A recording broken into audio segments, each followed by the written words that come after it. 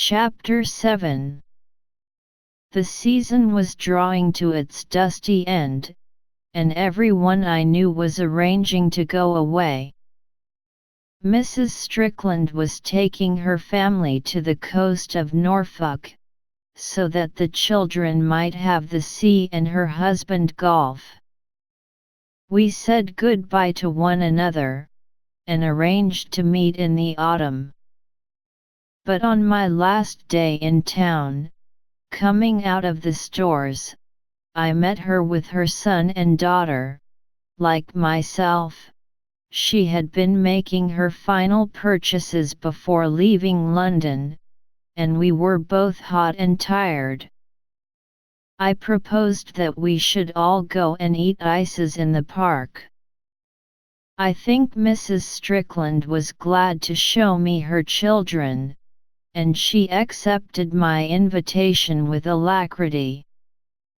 They were even more attractive than their photographs had suggested, and she was right to be proud of them. I was young enough for them not to feel shy, and they chattered merrily about one thing and another. They were extraordinarily nice, healthy young children. It was very agreeable under the trees. When in an hour they crowded into a cab to go home, I strolled idly to my club. I was perhaps a little lonely, and it was with a touch of envy that I thought of the pleasant family life of which I had had a glimpse. They seemed devoted to one another. They had little private jokes of their own which, unintelligible to the outsider, amused them enormously.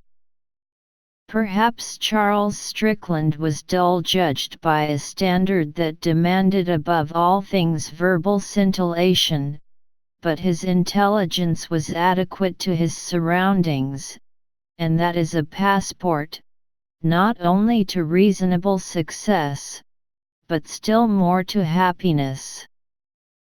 Mrs. Strickland was a charming woman, and she loved him.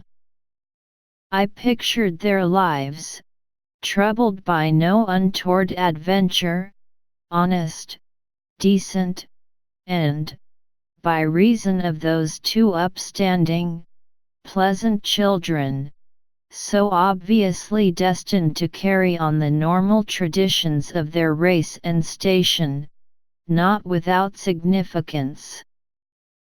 They would grow old insensibly, they would see their son and daughter come to years of reason, marry in due course, the one a pretty girl, future mother of healthy children, the other a handsome, manly fellow, obviously a soldier, and at last, prosperous in their dignified retirement, beloved by their descendants, after a happy, not unuseful life, in the fullness of their age they would sink into the grave.